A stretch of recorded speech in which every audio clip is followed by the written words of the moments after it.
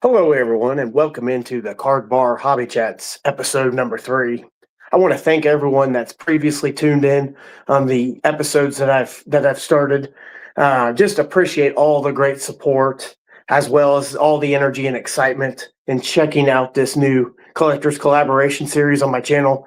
And like I said, it is greatly appreciated. So thank you guys for checking this out and getting interested in something new here. And like I said, I'm looking forward to just showcasing, collectors in my local scope, but also, on the great YouTube community as well. So, like I said, I'm looking forward to just, sharing cards, talking stories, sharing memories, and just, having great conversations with great collectors in our hobby. So, really excited to bring on tonight's guest. Tonight's guest is one of my favorites in my area. Let's just put it that way. He does a great job. He puts on great card shows all over in Kansas, and he also has a shop in McPherson, Kansas. And so, just really looking forward to having him on the show this evening. And hopefully, you guys are looking forward to seeing what he has to show for cards, as well as memories and just his collecting journey as well. So, like I said, I greatly appreciate him. He's one of my great hobby friends, and I'm ecstatic to have him on. And like I said, just have him just showcase his collection. So now I'm going to go ahead and bring him on for you guys, and hopefully we'll have a great evening of just sharing cards and just talking in the community here. Hello, Mark. How's it going? Great, Ryan. Thanks for having me on. Sure. I'm definitely glad to have you on this evening. I think we're going to have a lot of great fun and just showing cards and talking the hobby. And that's why I wanted to bring you on, because I knew you had an incredible collection. And really, just like I said, I just wanted to showcase you and what you bring to our hobby. So Well, thank you very much for having me. you're welcome. You're welcome. I guess how I want to start this out for you this evening, Mark, is just kind of give us an introduction of yourself and just kind of an overview of just your hobby journey. All right. Like Ryan introduced me as, my name is Mark Brinck. I host sports cards and memorabilia shows in McPherson, Kansas. I've hosted a show in Hayes and have one coming up in Salina in April. We have another one before that here in McPherson on March 21st. So Ryan's going to come and set up. It's always great to have him come and bring what cards he's willing to part with. How I started in all this, when I was a kid, I tell people I used to buy if I ever bought any packs of cards and they had gum in them, I'd chew the gum and throw the cards away. I never collected cards. I wasn't much into sports. I watched a little bit of Reds baseball on Saturdays at my cousin's house, and grew up just watching a little bit of it. Not a big thing in my own household. I started collecting in 1994 when I was stationed in Germany. I was talking to a guy who was working at the military police desk there, and we were talking about what cards were worth from the year we were born, which is a few years ago, 1968. A There you couple go. of rookie cards in that set. There we go, for sure. Johnny Bench, Nolan Ryan. Yes. Johnny, as Ryan knows, is my favorite former Cincinnati Reds player, Hall of Fame catcher. A lot of what I collect is of him, but my youngest son was born in '93, and my friend Michael and I were talking about cards from the year we were born, like I said, and I decided to buy a set of cards from the year my son was born in '93. So I bought a set of 1993 studio baseball cards. If you've never seen them, I don't have any today. I think I paid $20 for the set back then. I think it's worth about $20 today still. It hasn't really appreciated much. I don't have the cards. They're a nice looking card, but they brick together Yes. real Yep. easy. I also bought a couple of Michael Jordan baseball rookie cards.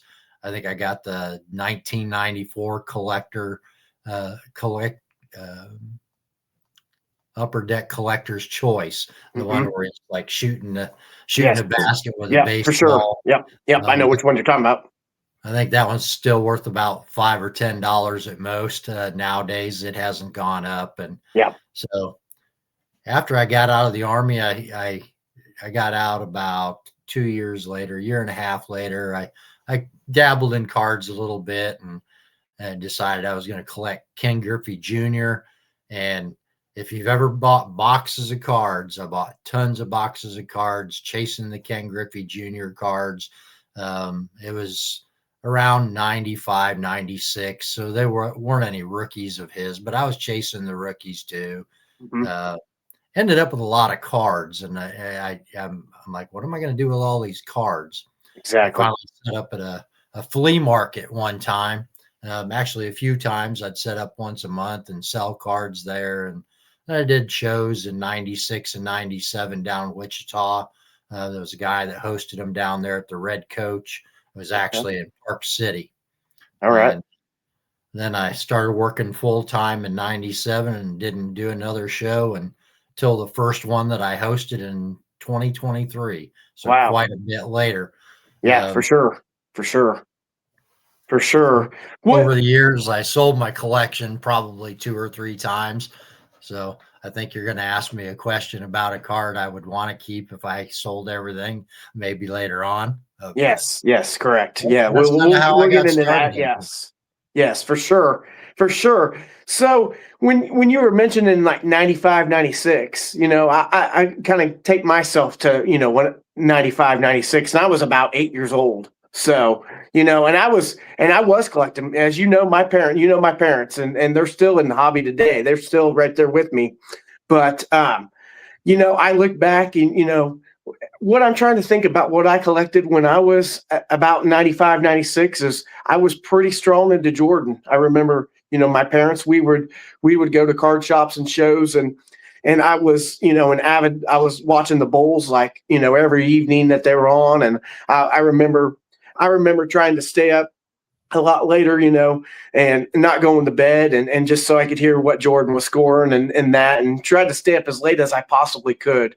And I remember in about 95, 96, really, really collecting strong Jordan. So it was kind of interesting to hear, you were collecting Griffey. Well, I was more basketball about that time. So, but I had a few basketball cards that when I started doing the shows, I started dabbling in basketball and football. I knew who some of the key players were, but I wasn't much into football when I was growing up. I tried to play baseball. I stunk at it.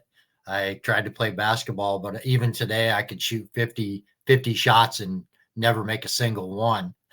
So baseball always interested me. I always had a lot of respect for the catchers. I tried to catch for my cousin when we were kids, and he had quite a heater, and I really respected that they were able to hang in there. Of course, they had better gloves than I did, but baseball always interested me more, and I really got into it and just started making lists of rookies from the 1940s all the way up into the early to mid 90s.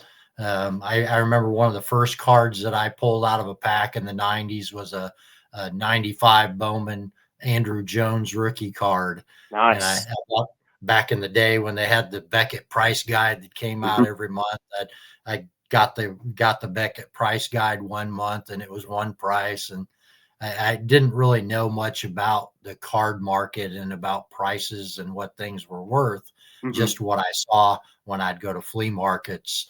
I never went to a shop when I was a kid, or even early on when I started collecting. I'd buy from stores, and then went into one card shop, bought a bunch of 95 Bowman, and got the Andrew Jones and some other rookies from that time frame, and just kind of checked the price guide and saw that they were going up, and that kind of got me interested in it. And then it was just kind of went into learning more about the players, what rookie year, when they started, when their rookie cards came out, Yeah, and stuff like that. for sure. So when you got started there in about well, and just talking about the mid '90s, there were you primarily baseball, or Almost, did you get into a little bit of basketball in the Jordan craze, or no?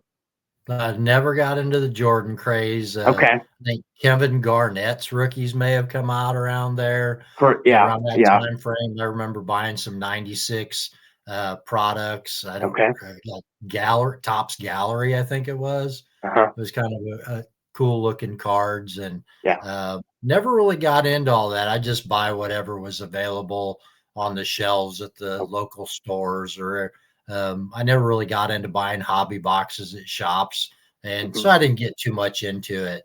yeah, And eventually got away from. Once like I said, I stopped doing shows in '97. Only did them for a short period of time, and I focused almost exclusively on baseball after that. okay. Sounds good. Sounds good. Well, I was just kind of wondering, kind of what sport you kind of got started in on. Like I said, I mean, I taking back into my journey, I was pretty into the Jordan phase, pretty good, and then I did like baseball, and then I mean, I like football too. I liked all three primarily. If I had to say probably the most, I probably, like I said, I was into the Jordan craze pretty good, and then I did like getting rookie baseball cards of those years. I remember like Chipper Jones when his rookie cards were coming out, and Alex Rodriguez, Derek Jeter, those type of players. And so I remember going after and getting those rookie cards. That up 93 Upper Deck SP, the ones that are kind of the foil cards. I remember The Derek those. Jeter. So Yeah. yeah. I had So one in 1997, okay. and I think it was worth about $14 at that time. And when I actually tried to get one, I collect a lot of a specific grading company, as you know, cards graded Yes. by a Yeah. specific company. And with my son being born and my youngest son in '93, I decided I wanted to get a Derek Jeter SP rookie card, and I wanted an 8.5 or a 9, but Mhm. kind of pricey nowadays. Oh yeah, Definitely for can't get them sure. for $14. Yeah, yeah, for sure, for sure. Well, Mark, we'll go ahead and get started here. I got some questions for you, and we'll just kind of get into these. And if you have any cards you want to share and tie into some of these questions that I ask you, go ahead and feel free showing cards because, like I said, I want you to show your collection, show what cards you enjoy and out of your collection, and I might have a few to kind of add to it. So we'll go ahead and get started here. You kind of told me when you got started collecting, so we'll just get right into now. What do you collect What do I collect now? primarily as of right now? What would you say you target? What I target right now are specifically Cincinnati Reds cards, Okay, 1887 to the 1940s. There's not nice. any specific card that I'm looking for, not a specific player, just any Reds card from that era, because my collection that I have right now, I have a lot of cards from like my oldest one. I have a 1908 E102 Hans Lobert card. This card right here, a lot of All right, glare. nice. This is currently my oldest card in my collection. Okay, Um, so I focused almost 95 to 98% on just Cincinnati Reds cards. So people always ask me what I'm looking for, and they'll know that I collect Reds cards, but really hmm, that 1887 to 1940s is what I'm looking for. I okay, just got some back from grading from SGC. I'm working on a set, and I don't even know how many Reds are in the set. It's the hmm, 1940 uh, play ball okay. cards. Yes, yes. So that's That's a good right set. after they won the World Series in Yes, '39. correct. Has pennant on the cards. I've Yeah. got 4 right now. Okay. I originally bought 2 or 1 graded, one ungraded, and then I bought one graded because I typically only try to have one card from each year graded. And I decided I was going to do the whole set. So I bought a couple more, had some ungraded and needed to fill some submissions. So I put my cards in there, and now I'm kind of hooked into getting all of them graded. Sure. So are you, you said grading, you probably primarily want them graded, right? Is that, I mean, would you take some raw, or if you do get them raw, are you going to send them off for grading generally? It depends on what cards they are, because Okay. I went to the National a couple of years ago, year before last in Cleveland, and I finished Bowman sets. Bowman is my favorite cards. I finished the 1950 through 1955 Cincinnati Reds Bowman team sets, and all of those are ungraded. I have them in a binder that I just put all the cards in. That way I can flip through them, and don't have a whole lot of room left to display. Once I get my museum here back into condition that I wanted in, I don't have a lot of room left on the walls to display anymore. So I put them in 4-pocket binders, the top loader binders, so I can flip through and look at them once in a while. But Sounds good. I try to get one from each year graded, though. There was a question asked. I know this is maybe one you're going to ask, but somebody asked me asked on a Facebook page recently about if you have graded cards in your collection or have a graded card collection, if you were to do it all over again, would you grade? And I wouldn't. And I may have talked to you about this briefly before. Yeah, you did. You did mention it. Yeah. You can One go of the ahead and let reasons I everyone know, though, started- your opinions on it. That's fine. Absolutely. Back when I started grading, having my cards graded, there wasn't all these different size holders to put cards in. So I thought it was an easy way to get them all put in holders. The holders were relatively the same size for most cards. They had just different inserts to hold the cards in place. So, and it was only $5 a card to get them graded if I sent in 10 or 20 cards. The price, the price point is obviously changed dramatically, because when I stopped submitting for a little while, and first card I submitted in 2022 cost me $30 for the bottom tier grading service grading. But yeah, I like to have them in the holders to protect them. One of the cards I sent in was a T3 big card. Good way to protect it. Yeah, that turkey red that you got. Yeah, that's a great card. Yeah. Very nice one. Very nice one. Yeah. I think you kind of know my stance on the whole grading. I will grade a little bit, but I mean, I got to think it's probably been about 2 years since the last time I've sent in for grading. So it's been a while. If that tells you kind of my feelings on it right now, I would, in my opinion, I would rather have cards that are ungraded or raw, really, in my collection. I'll put them in one touches, or I'll put them in the Mag Pros, and just, I think they look great in those. And so that's kind of the approach that I've kind of taken on that. So, but I mean, I do like one touches, and I do like the Mag Pros that are out. So I don't know if you've seen much about the Mag Pros, but those are pretty nice, I think.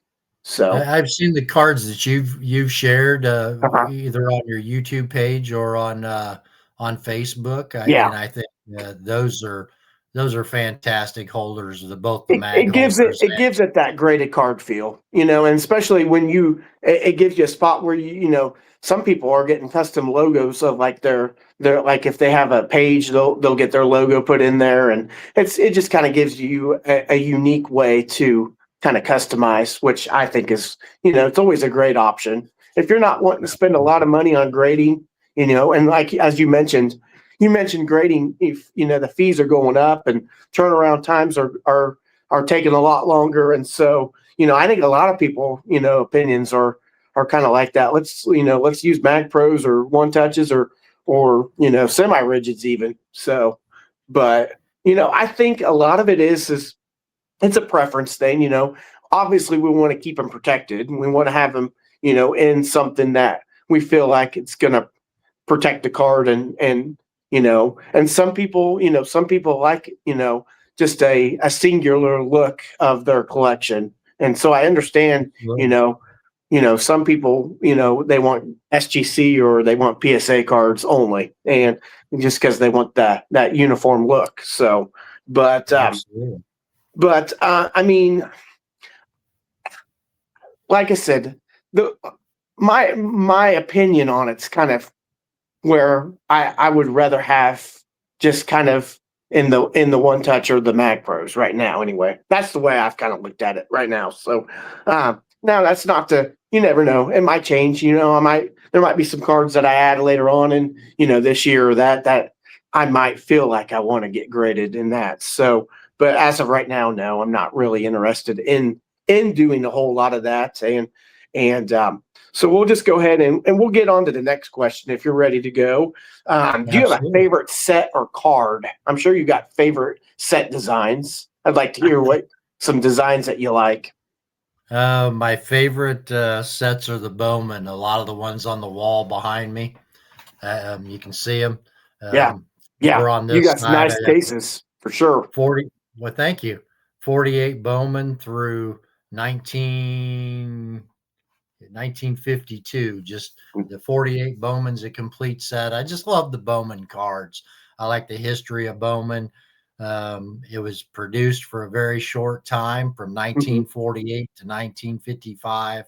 And then they were bought out by Topps and didn't produce cards again until 1989, or the Bowman. Yes.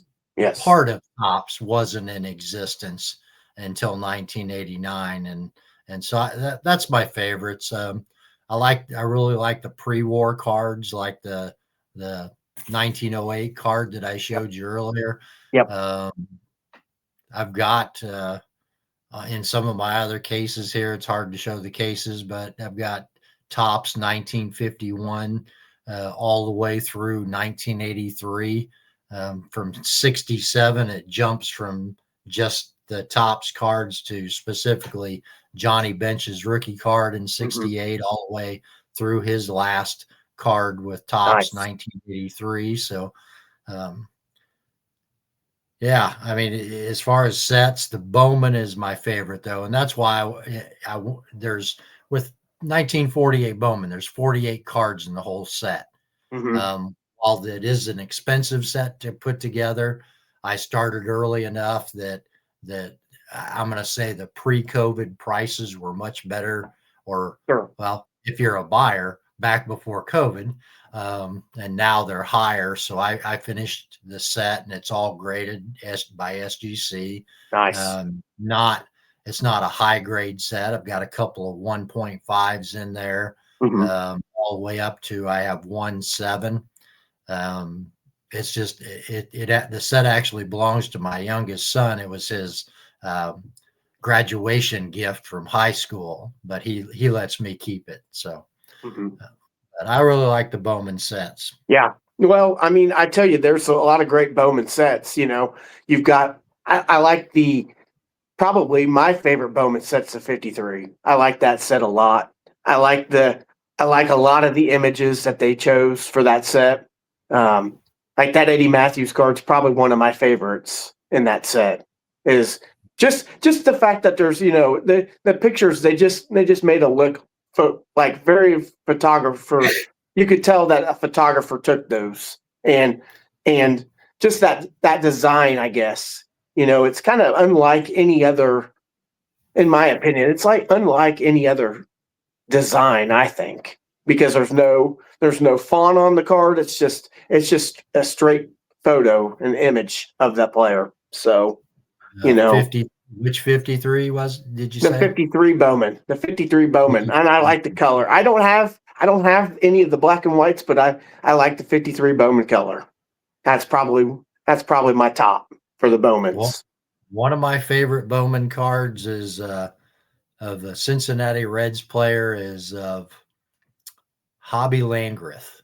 Okay. There's a catch with the Reds. I've got if I can step away just for a second, I'll grab my binder. No, you're good.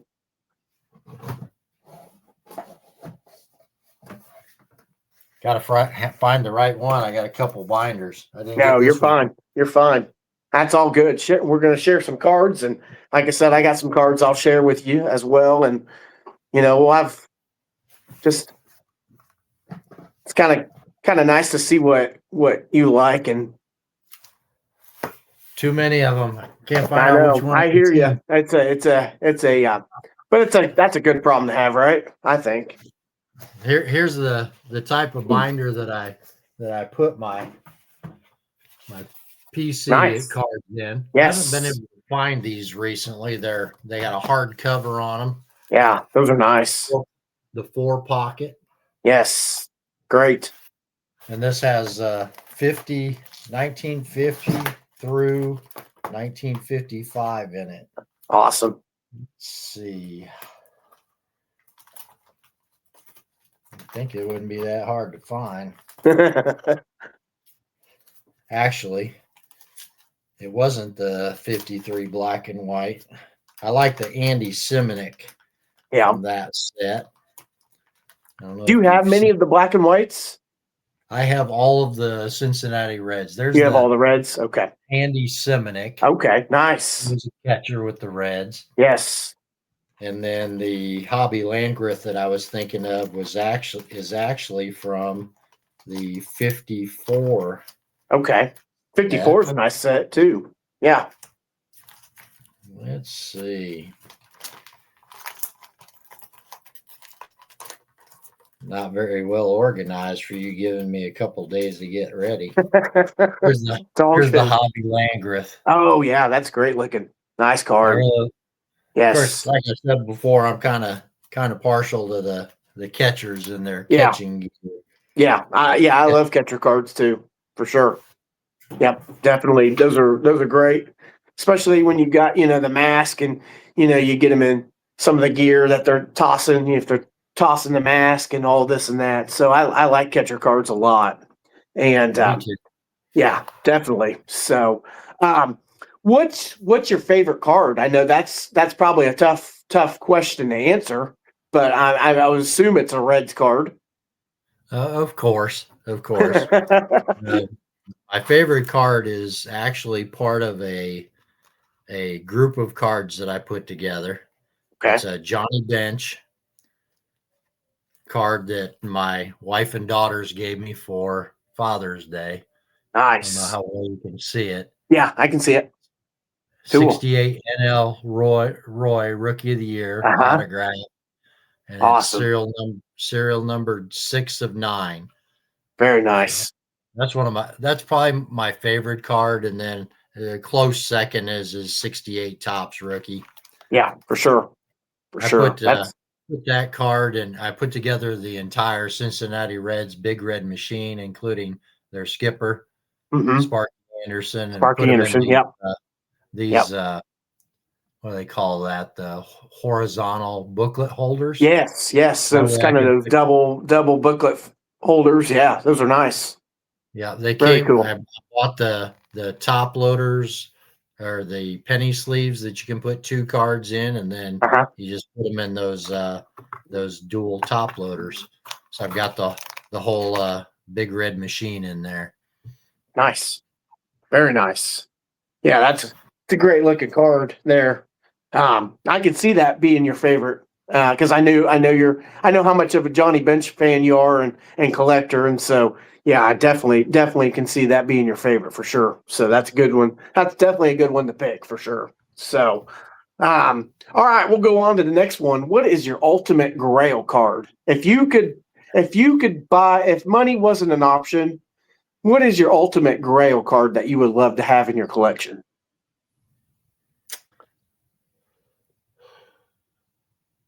Only because if I was able to have the money, it would be a Pete Rose rookie card. Because if you've ever looked up the Pete Rose rookie cards, even in the worst condition, they're not very affordable. Yeah. And I Yeah. have, They're he's expensive. not one. Yeah. He's not one of my favorite players. He was Hmm. part of the Big Red Machine. Sure. Not one of my favorite players, but I would like to have the rookie cards of all of the Big Red Machine players, and Hmm. that's the one that's probably the most costly, even Hmm. for a low grade card. Yeah. Yeah. No, I agree. Why do you think that's one of, an expensive card? He's not a Hall of Famer. What do you think is, what's driving that, I guess? That's a great question because I mean you're right. He's not a Hall of Famer. He is a Red Cincinnati in the Cincinnati Reds Hall of Fame. Hmm. Uh, Debatable as to whether or not he will ever actually get in. Sure. Sure. I mean, I, there's much debate. Sure. I don't think But there's any other great rookies on that card, and yeah. I don't think it's rare. I mean, Yeah. No. that year of cards isn't rare. Do There's you been a think lot of it do you counterfeiting of that card, and yeah. Do you think a lot of it has to do with the type of player he was and the type of person he was? Maybe that's driving that up. I I think mean, more it's player than interesting to kind person. of understand, why his price on that card is so expensive. Yeah, I would say it would have to be based on I think people are maybe buying them up and holding them thinking that someday he's going to be in the hall and they're going to Sure. be even worth even more. Hmm. I don't know what a good explanation is.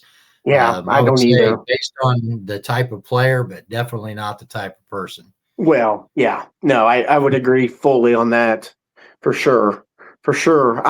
Yeah, that's a card that I'm not much of a fan of it, just in general, because I don't like a lot of the rookie cards with the floating heads. Um, You know, like the quad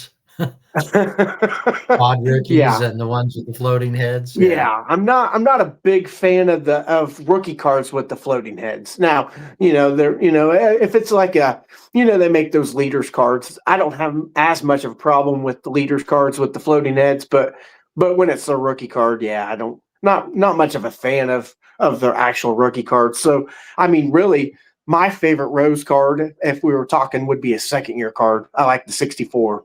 That's probably my favorite of his. So. Yeah. As far as individual cards of him, I would say that is a better presentation card. Yeah, But at the same time, I mean, it is his rookie card, sure, and it sure. adds kind of spice and variety to your. If you were to display them, you have more of a variety Yeah. instead of like with the 1958 All Star set that I used to have, and I know you Hmm. have. I mean, Yes. they're different players, but they're all pretty much the cards are all the same. The Yeah. players Yeah. Good silhouettes. looking design though. I love that set. I love the blue It and the is. red backgrounds with the stars. I think that's a great all-star set in my opinion. But yeah, no, I definitely see what you're saying on that. Is yeah, they're all the same design and same look. So, but yeah, no, I mean the Rose rookie card, it's a big card for sure. You're right. It's not cheap to buy at all. Um, But I could see why you would want to have that, with the type of Reds collection that you have. I mean, that would tie in to what you're building and just your collection. So I definitely see that a lot for sure. What is a great hobby memory? Do you have a great hobby memory that you can really just pinpoint and think about?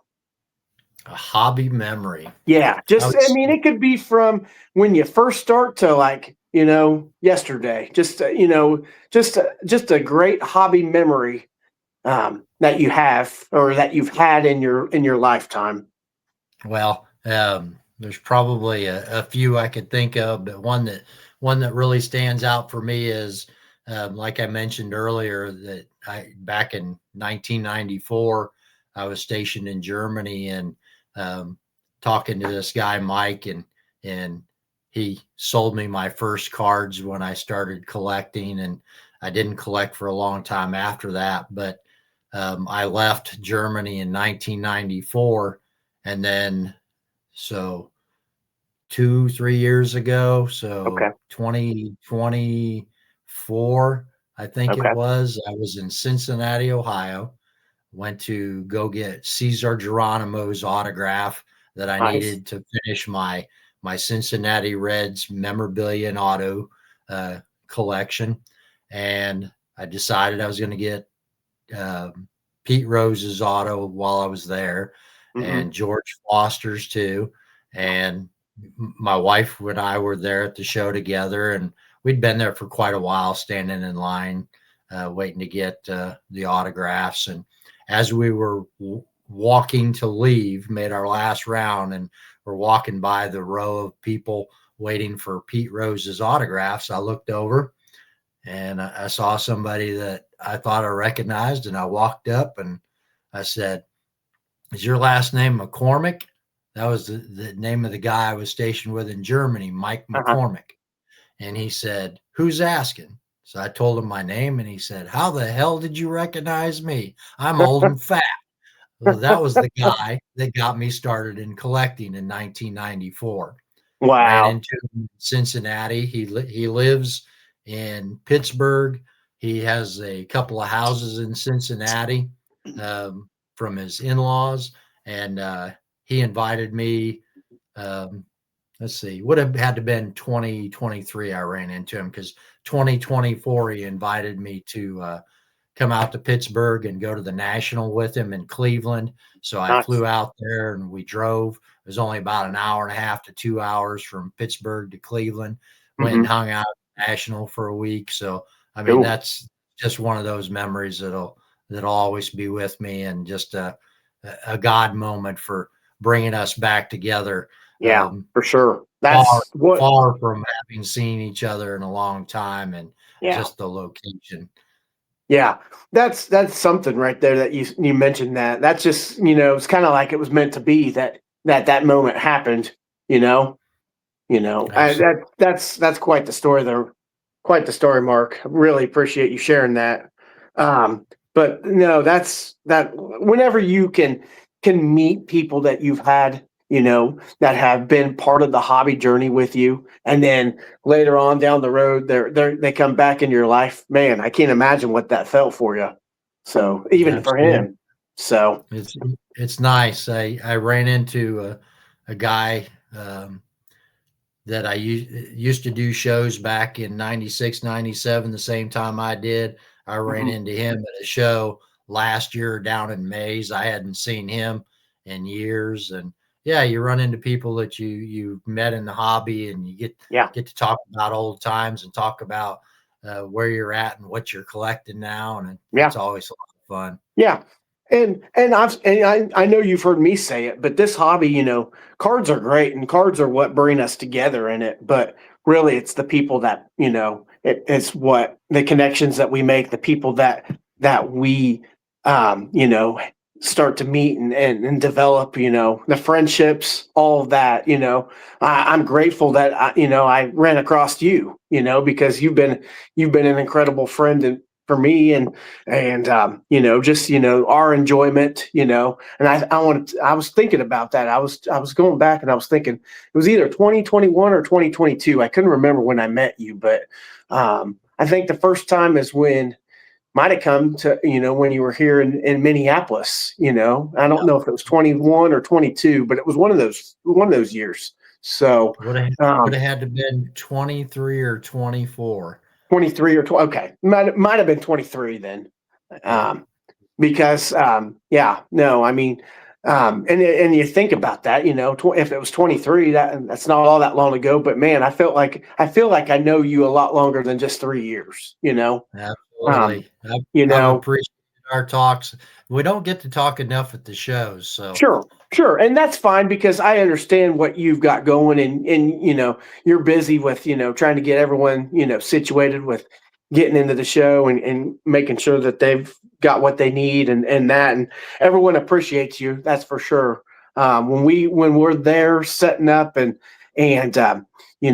we all know what type of show that you're going to put on and just how much you care about each one of us when we set up. So you know I just, like I appreciate you every single time I'm there, because like I said, you do it for everyone that's there setting up. You're always there for asking questions, answering questions. You're helping everyone out. You've got everything, ready for us. And, that really makes it comforting. I haven't set up that many, shows other than the one that we have here locally. Yours is pretty much the only one that I've really, you know, took the time to actually go set up at in McPherson. And so every time that um, when that show is approaching, I'm always looking forward to it because I always know what type of that day is going to be like. And you just put on a great time and a great show, and it's very much appreciated. So I just want to tell you that. Well, thank you. I appreciate you coming to be a part of it because Yeah. when I first moved to McPherson back in '97, I went to one show at the community building in '97 or '98, and there hadn't been another one until 2023. When I Wow. first moved to town, there was a small card shop in town, and Mm-hmm. unfortunately that ended up closing, Yeah. and we didn't have one for a long time. So Well, I, that right it's there, a great Mark, thing to. that Mark right there, Mark, should tell you what you've brought back to that community. Just revitalizing the hobby, and just bringing back that enjoyment for people. Because you talk about bringing that back after all those years of not having anything to having something that you're making pretty regular. And like I say, you have a card shop in town there.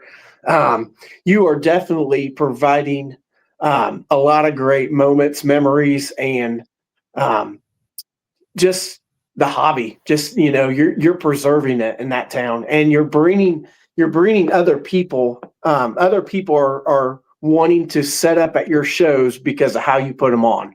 And like I said, that's a tribute to you. So Well, I'm just glad we can do it for the community, and I'm glad everybody's the vendors are willing to come back, and I yeah, know the community really appreciates it, and yeah, so do I. yeah. No, no. Like I said, I think if you asked every one of us, and I know you do, you reach out to us after the show, and you're always really good about that. And I'm pretty sure every vendor that sets up at your shows, they will keep coming back. And they will keep coming back, and you're like I said, you're really building something. And so it's really been a joy to be able and be a part of. And like I said, I love it. I love setting up at your shows because I know what the day is going to be like. And I know that it's just going to be a great day in our hobby. And a lot of it's because of you. You're the one that's facilitating it all. So, but like I said, it's all you. That you're the one that's getting it done there. And like I said, Couldn't we do it without appreciate it. the vendors and the community support. And man, there's Yeah. a lot of people that come in from outside of just our McPherson community. I did it originally for our community, and Yeah. the vendors were good enough to come in and set up, and it's brought in a lot of people. I've been surprised. Yeah. And to me, I think it's growing. I think we're getting more and more people interested in going to the show because I noticed the last few that I've set up at, I feel like it's been pretty hopping in when it gets going. So I think, like I said, I think it's only growing. And I think, like I said, just with what you're doing and what you're putting on, and excuse me, I'm battling a cold. But just kind of just what you're putting in different communities. You like I said, you branched out and you did one in Hayes, and you're doing one in Salina. Um, you're definitely bringing, and you're contributing a lot to this hobby, and it's greatly appreciated. So I just wanted to, just like I said, give you your props for all of that because you've done a fantastic job. So Thank you, Ryan. you're welcome. You're welcome. We'll go ahead and get to the next question. I just have a few more questions, and then we'll do some rapid fires there at the end, and we'll share some cards. I'll share some cards, and if you want to kind of show some cards, you can too. So Now we'll get to that one question that you kind of briefly touched on. What is one card that you would never sell from your collection? Oh, I'm sure I there's don't a have. lot. I'm sure there's a lot because most of us collectors, that's a hard question to answer. I don't really want to get rid of any of them, but if I could only keep one, it would be a tough decision between the 68 Tops Johnny Bench rookie and the one that I got for Father's Day. I know I should say the one for Father's Day, but the value does play. I mean, Sure. the monetary value does play into it to Sure. some degree too. Sure. Yeah. No, I agree fully on that. And I know how much of a Johnny Bench fan you are and collector that you are. And, that rookie card, and that would be tough to sell. I mean, I'm the same way with George Brett. I would never want to sell my top George Brett rookie card. That's just that's the way I am as well. So I understand where you're coming from. So I've had yeah. 2 previous Johnny Bench rookies. The one I have right now is an SGC 7. Okay. I had Nice. a SGC 7 before, which is near mint. And then I upgraded from the 7 to a near mint plus. It was an SGC 86, so 7.5. Yeah. And Yeah. then at one point, I actually built up, I had the entire 1968 top Cincinnati Reds team set graded. There was 23 or so cards in the set, and I sold all of them. I bought the one I currently have. I bought and for $75. Wow. The advertiser on eBay said it was near mint, and I've had my hits and misses with that on eBay. I sent it Sure. into SGC and it came back a 7. And like I said, I paid $75 for it. It Yeah. was $125 to $135 once it was graded. Mm-hmm. And during COVID, it went up over 700. Wow. So, and it's above 500 still today. Yeah. From Yeah. last time I checked. I don't check often because Sure. I mean, I like the cards more than I like the value of the cards.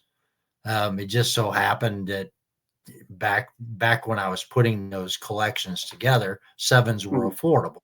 So I Sure. went for 7 or above with Yeah. all of his cards. Yeah. Yeah. For Would sure. I buy a 7 now? It'd be hard pressed to buy one if I had to buy it again. Yeah. Yeah. So No, I agree. Yeah, for sure.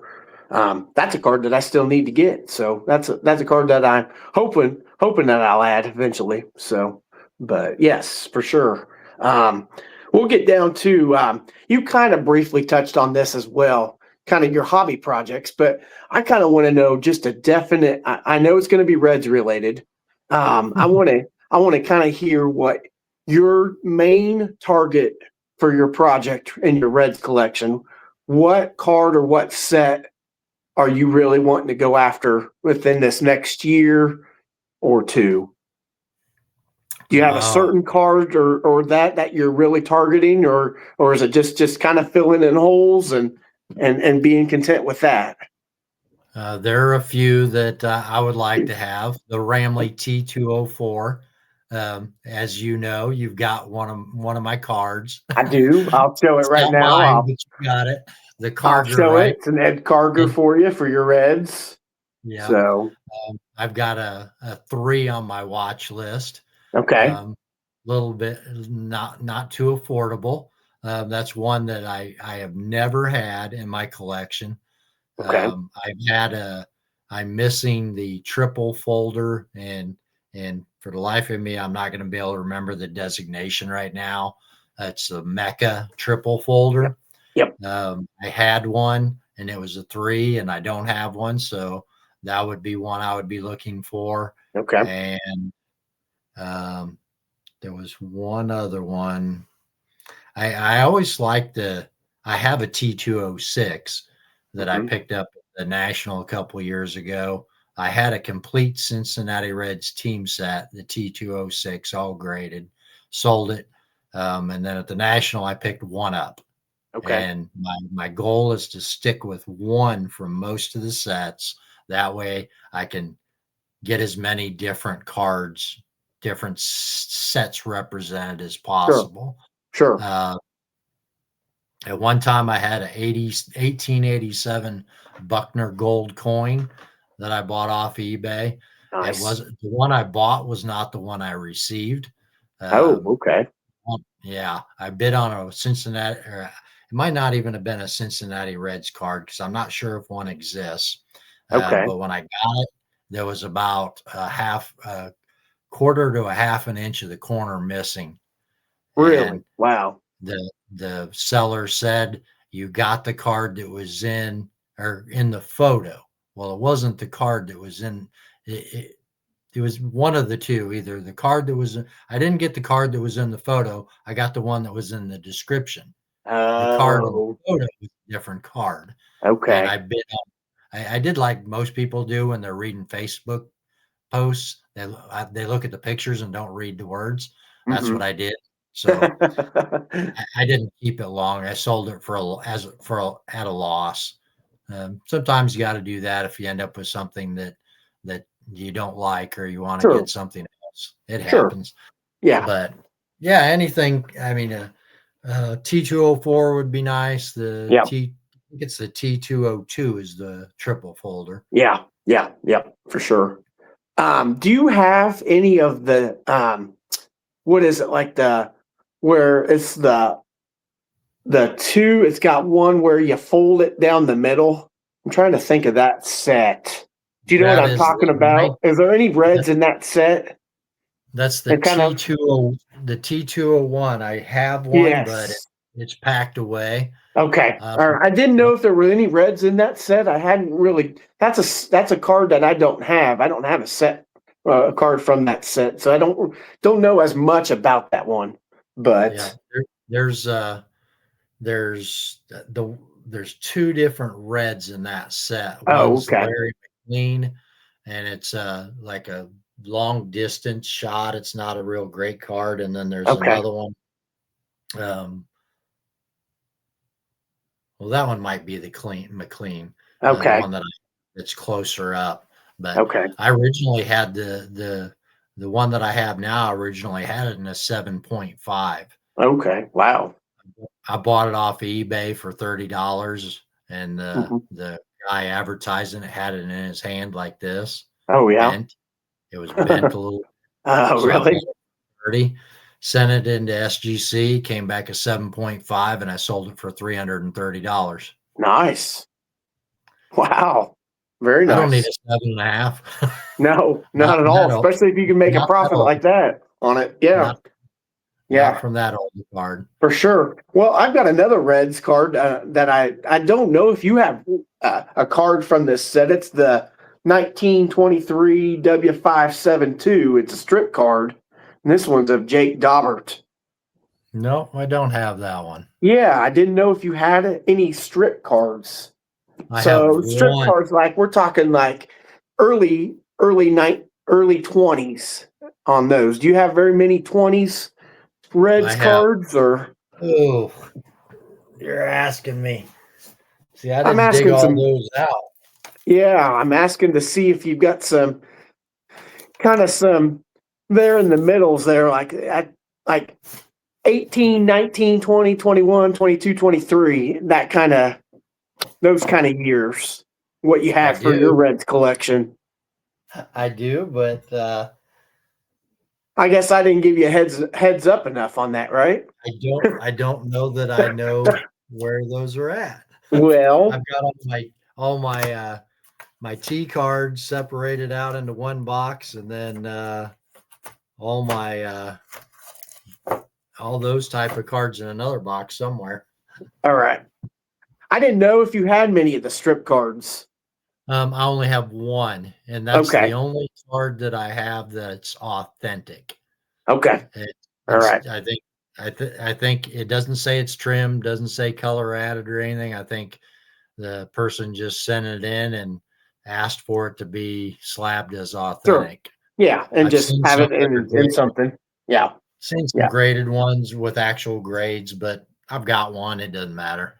Sure. Yeah. Yeah. I put mine. This is in a tobacco one touch is what I put this one in. So I'm quite content with that. That Mainly, works. I bought it for just a type. I just wanted a card from around that year, and so I saw it and got a good deal on it, and that's the reason why it's in my collection. Might have to pass it on to you sometime. Maybe I'll gift it sometime eventually down the road. Well, So maybe we can work out a trade. I might have some Royals you want. yeah, maybe we can figure out something. I know you've been asking about that Ramley, so I'm sure you would love to have that in there, even though it's in the ROM, as you would say, it is in the ROM, it is in the PSA, but I know how to I crack don't them. know. I still enjoy it, so. But I like the uniformity of it all. sure, Either raw and in the same type of holder, or graded and in the same type of holder. It's yeah, just a preference, like you said. yeah, no, and that's My uniqueness goes to my Chiefs cards. I have red bumpers on them. That's yeah, about as those are unique as nice. Yeah, for sure. No, I mean I get the uniformity on that, and especially when you've got them displayed, you want to kind of keep it all that way, and you don't want different slabs and different cases, and I understand that. So, um, as you would see, my display cases, I have a lot of it's kind of the Frankenstein design nothing cabinets wrong because with that. I've got, raw ones. I've got Beckett slabs. I've got PSA. I've got SGC. I've got just a wide range of stuff. So, but, yeah, no, like I said, I'm not certain down to what it has to be. I buy the card, and if it meets the budget, then that's all I look for. Yeah. So, Hey, but if the slab adds value, that's good. And if it yeah, doesn't, yeah, crack yeah, it. exactly. So. If Yeah, it doesn't no, add value, crack I it. don't get too worked up on the grades even. If I buy a graded card, I don't, as long as, I've got certain criteria. You know, I'm not a big there's some people that are big into centering. I'm not as much. I'm more into just the kind of the registration of the card, the color. I look for that, and if there's no creasing, obviously, when you get into pre-war and 50s and 60s, you're going to have some creases generally. Yeah. So, kind of my rule of thumb on that is, as long as it's not creased over the face, I usually can live with it. If there's a Yeah. crease on the face, I don't typically like that. So that's kind of my thinking on it when I look at kind of those cards, and so I look for registration, and I know the corners are, there's going to be a lot of corner wear generally, and so as long as it's got good color and the image looks nice and sharp, that's a card for me. So, I get that. I've so got one card in my collection that's not a Cincinnati Reds that I picked up at the National as well. This one is oh yeah, yeah, I can it's see very that. well. This is That's yeah, it's a minor leaguer card. They didn't have yes, any that were Cincinnati. This is a 1910 Old Mill cigarettes. yes. I've seen some of those. Yes. The T210, and these are hard to find. There's a lot of white. The borders are red, but there's a lot of white on it, and there's a crease Mm-hmm.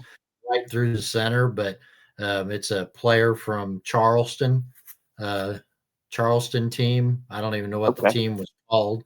I just Uh-huh. picked it up.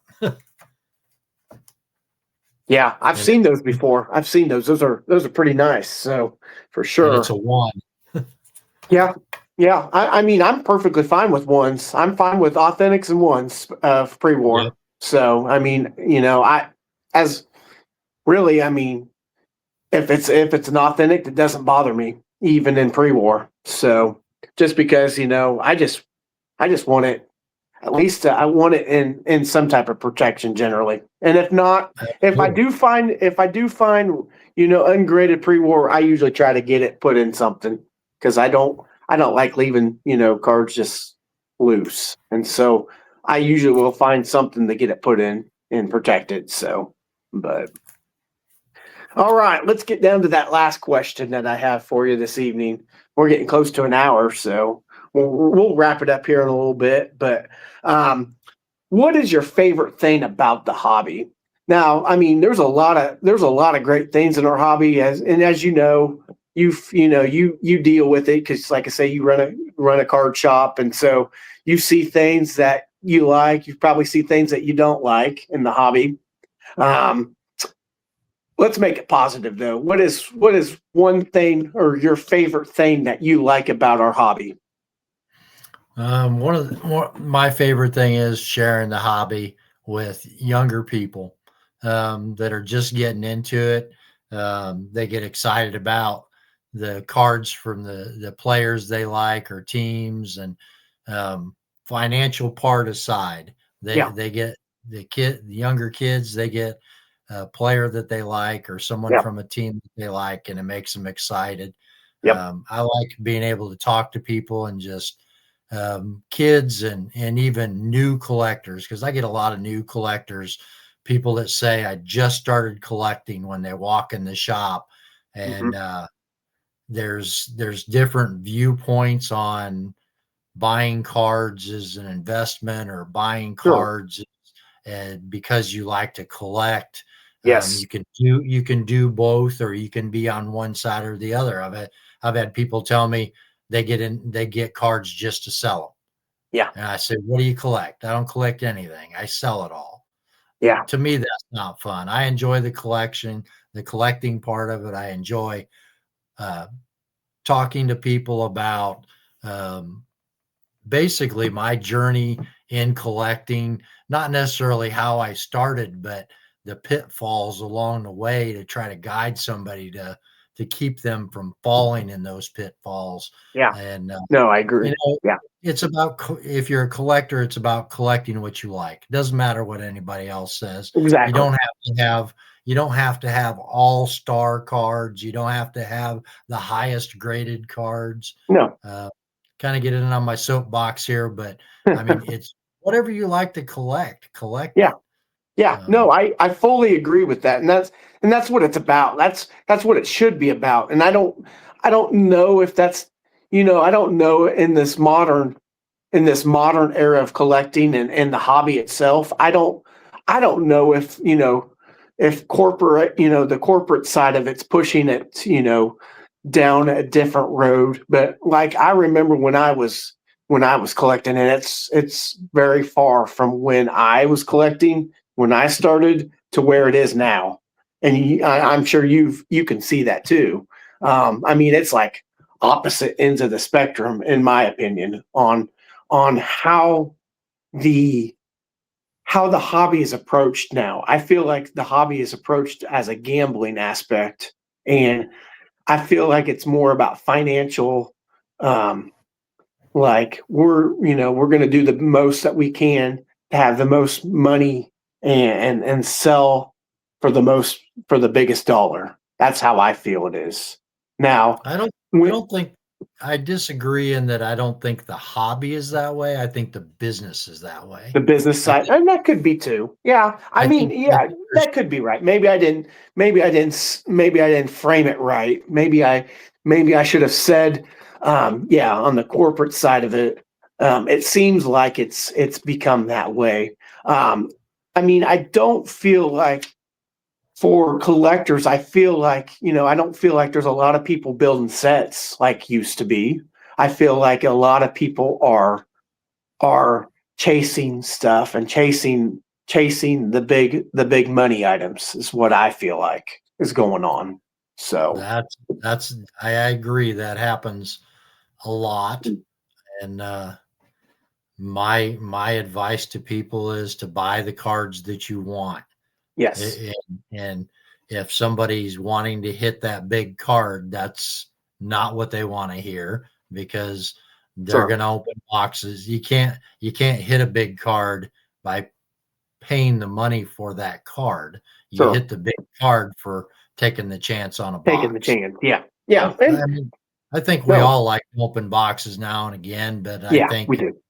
it can be a little over the top. And I Yes. fell into that pitfall myself a time or two, where I was buying so many boxes to open, and ended up with, I had 500,000 cards in, like, I don't know how many different 3 and 4 row boxes, but Mm-hmm. I would much rather have what I have on the walls back here. I have Yeah. a couple binders full. Yeah. I struggle with having things that I can't display. Yeah. I'm not. No, I agree. I'm the same way with you. I actually, that is a goal of mine this year, is to really go through a lot of my boxes of stuff and just kind of clear out some of the stuff that I don't necessarily need, and kind of just move on from it. Kind of use that as, you know, kind of a way to allow myself to be able to build the collection, is kind of sell off the cards that I don't enjoy as much, and kind of put that back, and whatever I sell and the profit back, and buy the cards that I do want, and so I fully agree with what you're saying on that front, for sure. And that is a goal of mine, is to get better organized this year. So, but I hope you do better at it than me. well, I mean, that's the struggle a lot of us collectors have, I think. A lot of us are, unless you're very dedicated to, organization, and getting, if you have like spreadsheets and you got everything in there and know exactly what you've got, because I sure don't, but I would like to get to that point. Um, but just to the point where what you have, and this is stuff that I know that is going to stay in the collection, and if I do decide I want to move on from it, then I can. But I don't feel like it's a burden that I have, Yeah. and that it's overwhelming me. So, but yeah, we'll go ahead, and I agree totally with that, and what you said about that, just giving back to the youth. That's what it's all about. Is when you're giving back to the youth, and providing that for them, and kind of pushing them into that direction of, what athlete do you want to collect, or what team do you want to collect. It gives that younger kid kind of a direction. It kind of jumpstarts them into, like, okay, he kind of gave me a start. Now I can kind of use, what he gave me, and I can start to develop a collection, and I can start, let's say I'm a Chiefs fan. I can go after, some of my favorite Chiefs players. And then I can get to the point where, maybe I want to start learning about the past Chiefs players, Yeah. And so it's just an evolution at that point, when you get a kid started, and you're the one that's pushing them, kind of into that, and getting them focused, going down that road, and then they start to have the understanding, and want to learn about other athletes, that play for the Chiefs, or whatever, just whatever instance it is. Then that's special, and it's great that you're able to do that on a daily basis, or pretty much a daily basis. That's awesome that you're able to do that. So, It's but a lot more fun than my old job. yes, I definitely, I no doubt, no doubt. I wish I could get there. I wish I could get to that point. Maybe I can. Maybe I When can you're get my into age, you will the be. card shop business sometime. We'll see. Uh, But no, I would enjoy it. I really would. I would like to. And I don't know if I would like to own one, but I would love to work in one. I think I would. That would be fantastic. I would enjoy it. So, but no, we'll go ahead and get into these rapid fires. We'll keep these kind of short, and we'll wrap this up for the evening. And all and right. so I've got some five rapid fires that I'll kind of give you. Pre-war or golden era baseball? Golden era. What's golden? Golden era. So like we're talking 50s and 60s. That's what I think of. Golden era baseball. We're talking Pre-war. 1950s, 1960s. What Pre-war. would you pick? Pre-war. Pre-war. I like it. I like it. I don't think you can go wrong with either, though. I I think. agree. Go ahead, sir. I agree. Yeah. Yeah. I think, let's say, you want to collect Mantle or you want to collect Mays or Aaron or Clemente. I don't think there's anything wrong with that at all. And I've gotten to the point where I've started, kind of going even further back to the pre-war. I started out vintage. I started, basketball, and then I went baseball, and then I wanted to learn about, the 50s and 60s players, of baseball. And so I kind of took my time and started picking out some players that I wanted to go after. But no, I think pre-war is definitely another avenue. And it makes it fun to really go down those sets and learn about those guys too. So, Absolutely. but all right. If you had to dream a little bit, what would you pick? A T206 Wagner or the 52 Tops Mantle? The Mantle. Mantle? Yes. Yes. Mantle. I agree. I think I would pick the Mantle. I know the money aspect, the Wagner is a crazy amount of money. But for just the look of the card, yes. Give me the 52 Mantle all day. So I agree with that, definitely. Junk wax era or ultra modern? Rookies from junk wax era. Rookies from junk wax era. Okay, I like that. That's great. Agreed. Card shows or eBay, your purchases, where you like to purchase cards? I prefer card show. Card shows. Yes, me too. I do. I think there's something about when you go to a card show, especially when you go with friends, it kind of gives a an even greater feeling when you have, a friend or a couple friends. I know I went to the Dallas card show with a couple guys that I'm great friends with. And in November of 2020, right after Texas opened up. So we're talking, COVID times, 2020, it was chaotic. I remember it. And Texas opened up. We still had to wear masks down there and went to that show in Dallas. Great show, by the way, that's still running strong. When you're there with friends and you're picking cards up and celebrating them with them, I agree. If you're able to pick up cards at card shows, yeah, no doubt. Although I do like eBay. I've been able to pick up some nice stuff off of eBay as well. But yeah, card shows are awesome. If I could find what I would like to add to my collection of just card shows, I would be happy. Yeah. But fortunately, back when eBay started getting really popular, I've been on there since '98. The great thing about it is you could find anything and everything that you couldn't find at the shows. And it's still that way because I can go, when I put my Bowman sets together at the National, unless you go to a really big show, odds are if you're collecting pre-war vintage cards, you're not going to, in 2 days, you can't do it at a small show. Yeah. No, I agree. 1950 to 55 team sets in 2 days. Yeah. I've been asking since the National at every show I go to, I'm looking for Cincinnati Reds 1887 to 1940, and I have only found one card so far. Yeah. I could see that. I could see that, especially as niche that you're looking for. I could see that you have a hard time even at the National and finding what you're looking for. Well, the National's easy. Yeah. The National's easy. Yeah. Everything and anything I ever saw on eBay was in real life at the National. So I would definitely recommend anybody going to it because you can go to the shows and around. I mean, granted, I've been to a couple TriStar shows. They had everything there. I've been to a show in Kansas City, just one. It was a good selection. But the National just has it all. Yeah, for sure.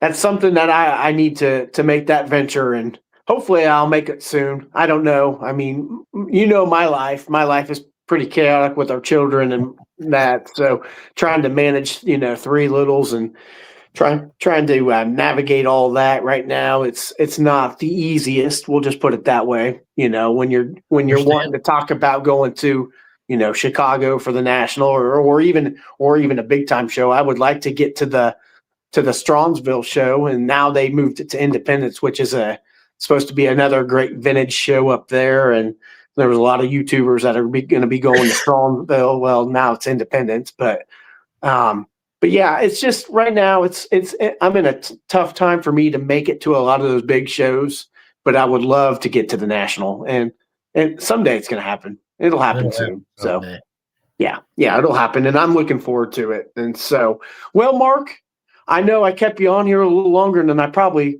originally told you, but that's what happens when we share cards and talk cards, and it's pretty easy to do this. And so I hope you had a great time with me hopping on tonight and just chatting and just showing cards and just having a good time about the hobby.